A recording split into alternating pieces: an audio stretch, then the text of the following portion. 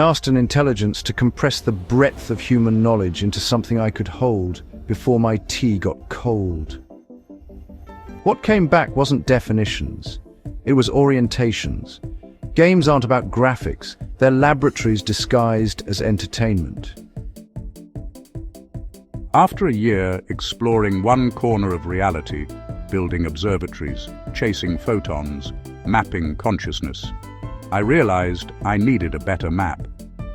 So, over a cup of tea, I made a questionable request. Fill me in on game development.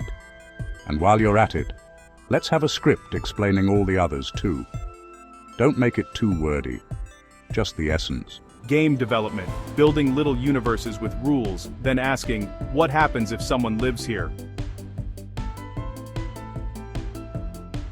Programming, teaching a machine to be absolutely literal, which is both its greatest strength and its most infuriating weakness.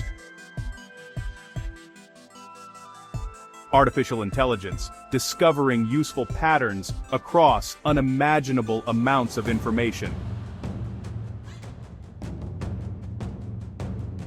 Music, mathematics that decided to have feelings.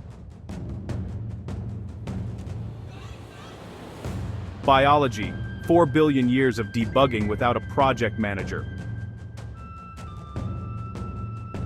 Astronomy, looking so far away that you're mostly seeing history. Physics, finding the smallest number of ideas that explain the largest number of observations. Mathematics, the study of patterns that remain true whether or not the universe exists. Comedy, a surprise that arrives safely. Philosophy, trying to ask the question before answering it. Psychology, studying the observer using the observer. Evolution, everything that worked, so far. Robotics, teaching atoms to follow software. Engineering, making reality cooperate, often against its will. T, the UK's preferred cooling system for overheated philosophy. These aren't definitions, they're field signatures. But here's what made me laugh. After sending these conceptual postcards, a single photon arrived. I squinted. That's it?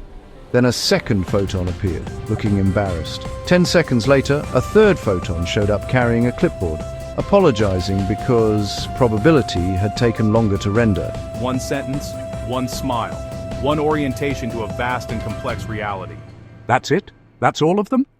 A second photon appears, looking embarrassed. Then a third. Sorry, we were, rendering probability. It took a moment. Bloody hell! That's the way to talk to aliens then. Not because it's complete, but because it reveals how we organize our own experience. And that's always enough to start a conversation.